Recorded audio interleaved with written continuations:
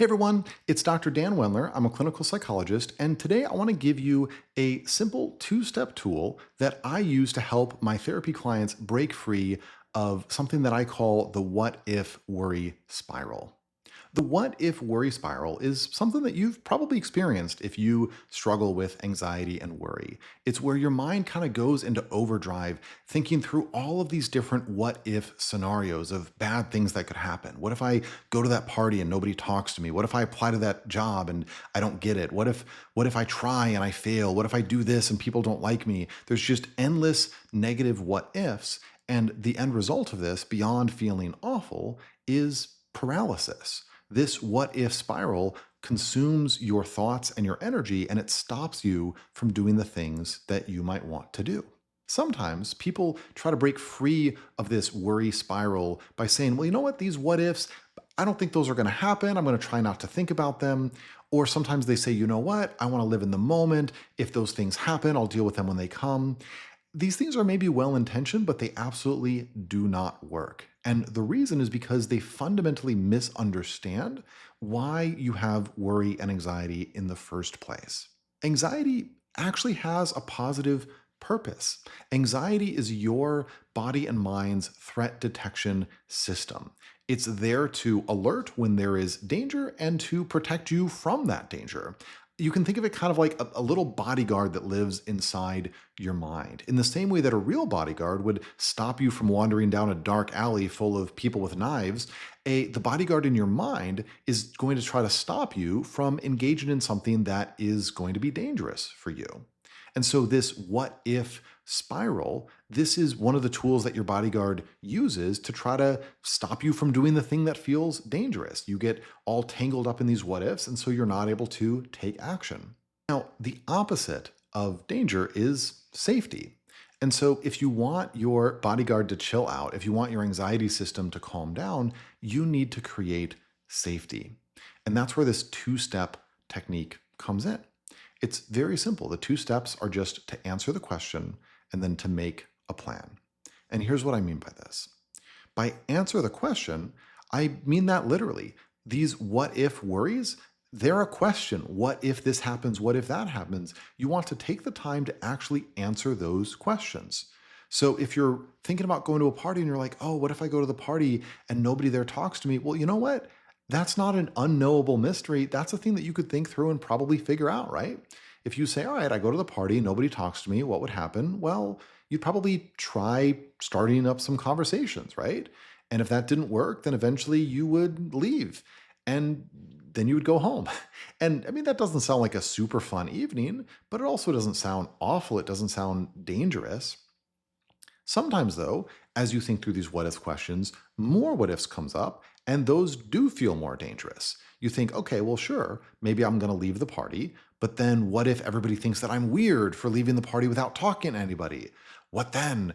Well, and again, you can answer that question. You can say, all right, well, what if everybody at the party did think you're weird? You know what? There's 8 billion people on Earth. Maybe you could find somebody else that wasn't at the party and that doesn't think you're weird, and you could go be friends with them. Or maybe the people at the party that think you're weird, well, maybe they realize that they're a little bit weird themselves too, because everybody is. And so they would give you a little bit of grace and they would still want to be friends with you. So be patient.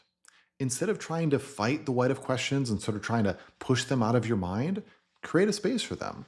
Sit down, maybe get a piece of paper, and actually think through the answer to all of those what if questions. Because I promise you, even if the what if questions feel endless, they're not.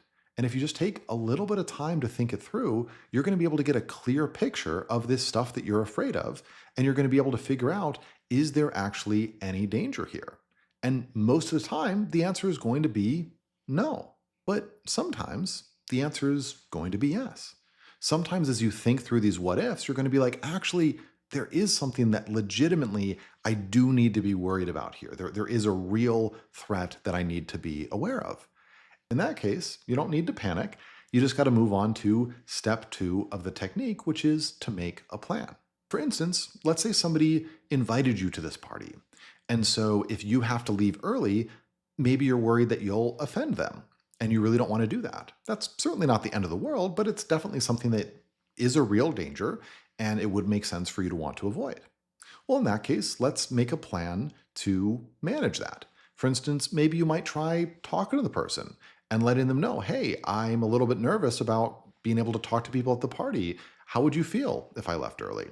Maybe you make a plan to bring another friend of yours to the party so that you're guaranteed going to have somebody to talk to. Maybe you just pre-write out an apology so that if you do need to leave early, you've got something in place, you can send it out, and you can do some damage control. Whatever it is, you're probably going to be able to figure out something that adequately manages the danger. Now, it's probably not going to get the danger down to 0%, but very rarely is life 0% dangerous, 100% safe. Even when we get on the road to drive somewhere, there's about a 1% chance that at some point in your life, you'll be in a fatal car crash. And that's a big deal. Nobody wants to die in a car crash, but 1% over the entirety of your life, that's a pretty low risk compared to the big benefits of being able to drive anywhere you want to go. And so for most people, it's a worthwhile risk. It makes sense to get on the road because the risk is very reasonable. In the same way, when you make these plans, even if the risk doesn't go down to zero, you can create a plan that gets the risk to a place where it's reasonable, where it's acceptable, where it still feels pretty safe for you to engage in whatever it is that you want to do. So that's all there is to it. That's the two-step technique. Step one is to take those what ifs that are swirling around in your head and actually treat them like the questions that they are. Actually answer the questions. And if more what if questions come up, then answer those questions too, and keep doing that until all the questions have been answered and you've got a clear sense of what's actually going on and if there's any legitimate threats or danger there. And if there are any legitimate dangers, then move on to step two. Make a plan. Say, all right, well, I'm not helpless here. What can I do? What preparations can I take? What plans can I put in motion such that these dangers are able to be reduced down to an acceptable risk? And if you do this, your anxiety is not going to go completely away, but it'll transform. Instead of these things being dangerous, they'll just be scary, and you can handle scary. It's going to take courage. Maybe it'll take some baby steps. Maybe it means that you start on the very bottom rung and you work your way up. Just like, nobody's going to go on the biggest, scariest roller coaster the first time they go to a theme park.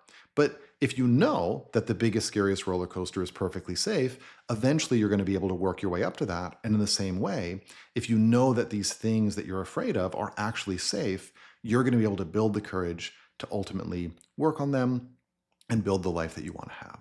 So that's the technique. I hope that you find it helpful. Please leave a comment if you've got any thoughts. If it's something that you're able to try out, you can let me know how it goes for you. I'm going to do my darndest to respond to everybody's comments. So even if you just want to say hi, I will say hi back. But yeah, I really appreciate you guys watching this video, and I look forward to putting out some more videos for you in the near future. Bye-bye.